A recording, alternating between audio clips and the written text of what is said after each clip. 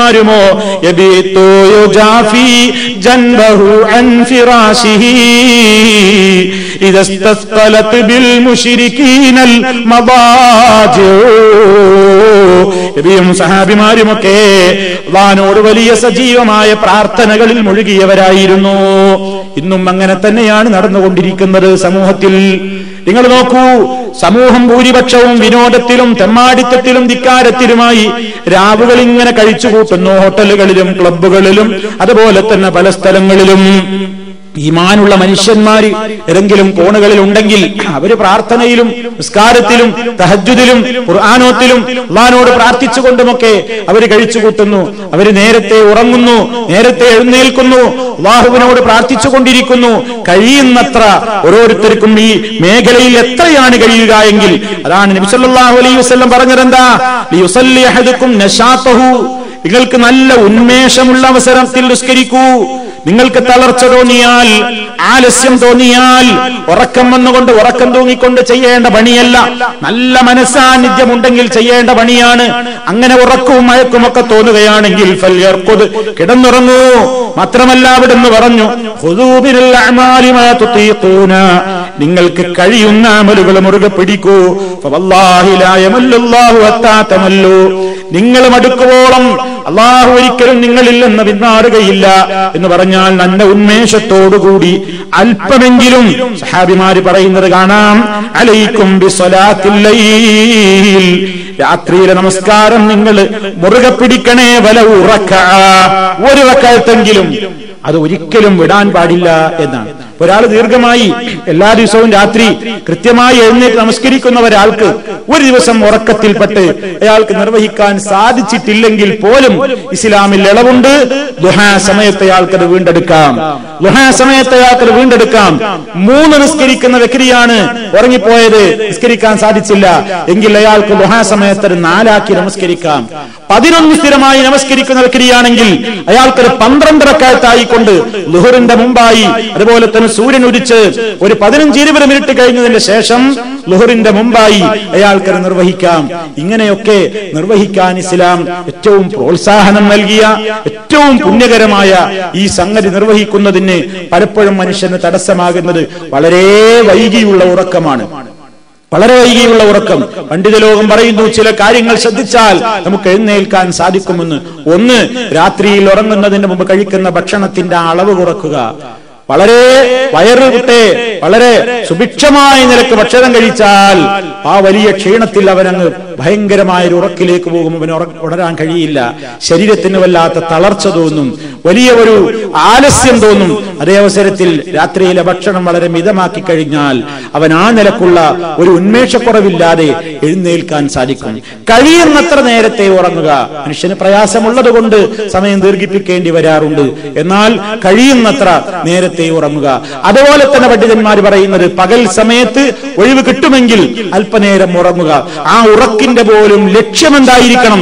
എനിക്ക് ഫജ്റിന്റെ മുമ്പ് എഴുന്നേൽക്കാനുള്ള ഒരു കഴിവ് കിട്ടാൻ, ഫജ്റിന്റെ മുമ്പ് എഴുന്നേൽക്കാനുള്ള ഒരു ഉദ്ദേശാർത്ഥം പകൽ സമയം അല്പനേരം ഉറങ്ങുക. അല്ല, നമ്മളാ സുന്നത്ത് എല്ലാവരും പകൽ ഉറങ്ങുക. പകൽ ഉറങ്ങണം എന്തിനാ? പകൽ ഉറങ്ങാൻ തന്നെ, അല്ല രാത്രി നീക്കാനൊന്നല്ല. അതുകൊണ്ട് കൂലിയില്ല. ആ പകലത്തെ ഉറക്കിന് പോലും പുണ്യമുണ്ട്. അപ്പോ ഞാൻ എന്തിന് പകൽ കുറച്ചു നേരം ഉറങ്ങുന്നു? രാത്രിയിൽ കുറച്ച് സുബഹിക്ക് മുമ്പ് എഴുന്നേറ്റ് ശീലിക്കാൻ.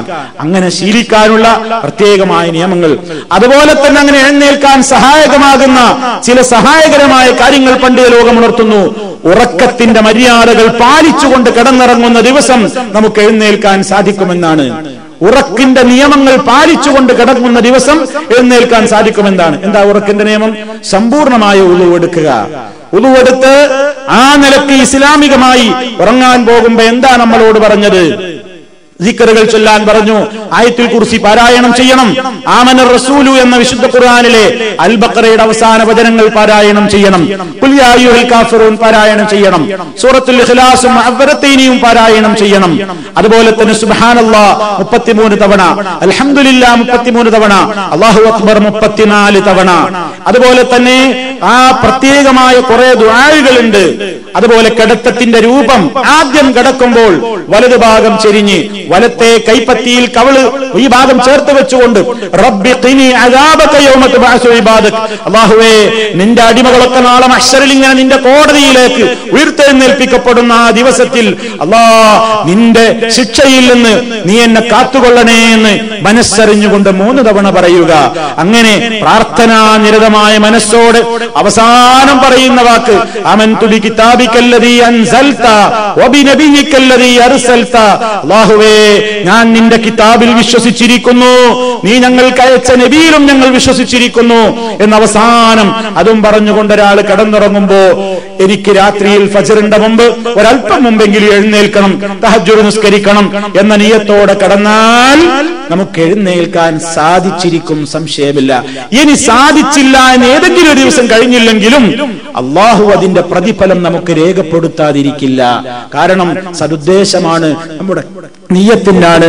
ആ കരുത്തിന് പോലും പുണ്യമുണ്ട് എന്ന് നബി സല്ലല്ലാഹു അലൈഹി വസല്ലം പറയുന്നു. അതുകൊണ്ട് സഹോദരന്മാരെ, നമ്മുടെ ജീവിതത്തിൽ നമുക്ക് ഏറ്റവും കൂടുതൽ ഒരുപാട് പ്രതിസന്ധികളിലും പ്രയാസങ്ങളിലും ഒക്കെ നമ്മൾ പെട്ടുഴലുമ്പോ, ഒരുപാട് ബുദ്ധിമുട്ടുകളും കഷ്ടപ്പാടുകളും ഒക്കെ, ജീവിതം എന്ന് പറയുന്നത് അങ്ങനെയാണ്. സുഖദുഃഖ സമ്മിശ്രമാണ്. ഇരുട്ടും വെളിച്ചവും പോലെ, രാവും പകലും പോലെ മാറി മാറി വരും നമ്മുടെ ജീവിതത്തിലേക്ക് സുഖവും ദുഃഖവും ഒക്കെ. സുഖമുണ്ടാകുമ്പോ നല്ലത് തന്നെ, ദുഃഖമുണ്ടാകുമ്പോൾ പലപ്പോഴും സഹിക്കാനാവാത്ത രൂപത്തിലാകും, പതറിപ്പോകും, ധൈര്യം ചോർന്നു പോകും, മനസ്സിന് വല്ലാത്ത മനക്ലേശമുണ്ടാകും.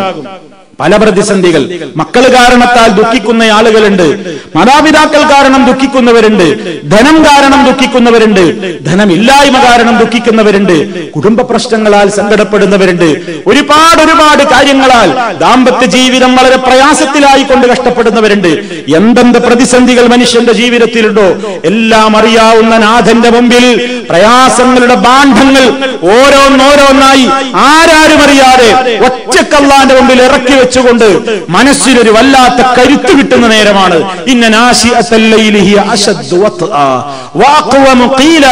ഖുർആൻ പറഞ്ഞതുപോലെ അഷ്റഫുൽ ഖൽഖ് സല്ലല്ലാഹു അലൈഹി വസല്ലം സഹാബത്തും അതൊക്കെ നേടിയെടുത്തവരാണ്. ഒരു പ്രതിസന്ധിയിലും തളരാതെ മുന്നോട്ട് പോകാൻ അവർക്ക് പ്രചോദകമായ ഒരു ഇബാദത്താണ് ഈ പ്രാർത്ഥനയും ഈ നിസ്കാരവും ഒക്കെ. നമ്മളത് പാഠം പഠിക്കുക. നമ്മുടെ ജീവിതത്തിൽ വലിയ ഒരു മാറ്റത്തിന് അത് കാരണമായി തീരും. നമ്മുടെ ജീവിതത്തിൽ പണ്ഡിതന്മാർ പറയുന്ന മറ്റൊരു കാരണം, രാത്രികളിലെ നമസ്കാരം നിലനിന്ന് കിട്ടാൻ പറയുന്ന പ്രധാനപ്പെട്ട ഒരു നിർദ്ദേശം ഹറാം ഒരിക്കലും ചെയ്യരുത് എന്നാണ്. കണ്ണുകൾ കൊണ്ട് ഹറാം കാണരുത്, കാതുകൾ കൊണ്ട് ഹറാം കേൾക്കരുത്, നാക്കുകൊണ്ട് ഹറാം പറയരുത്, ഹറാം ഭക്ഷിക്കരുത്. അങ്ങനെ ഹറാമിൽ നിന്ന് മുക്തമായവർക്ക് രാത്രിയിൽ എഴുന്നേൽക്കാൻ കൂടുതൽ കഴിയും. പകൽ മുഴുവൻ തെമ്മാടിത്തത്തിലും തെറ്റുകളിലും മുഴുകിയാൽ, അതുപോലെ രാത്രിയിലും അങ്ങനെ തന്നെ തുടർന്നാൽ ഒരുപക്ഷെ അവൻ എഴുന്നേൽക്കണമെന്ന് കരുതിയാലും ചിലപ്പോൾ എഴുന്നേൽക്കാൻ കഴിയില്ല. പിശാചവനെ മയക്കി ഉറക്കി കെടുത്തും. അതുകൊണ്ട് തിന്മകളിൽ നിന്ന് മുക്തമായ ഒരു ജീവിതം എന്നതുകൂടി നമുക്കിതിലൂടെ നേടിയെടുക്കാനുണ്ട്. അള്ളാഹുവിനോട് നമ്മൾ പ്രാർത്ഥിക്കുക. പ്രാർത്ഥന സാർത്ഥകമായി തീരാൻ കഴിയാവുന്നത്ര നമ്മൾ ഇതിനു വേണ്ടിയുള്ള ശ്രമങ്ങളിൽ ഏർപ്പെടുക. നാം പരീക്ഷിച്ചു നോക്കുക. അള്ളാഹുവിന്റെ അടുക്കൽ നിന്ന് വമ്പിച്ച റഹ്മത്തുണ്ടാകും.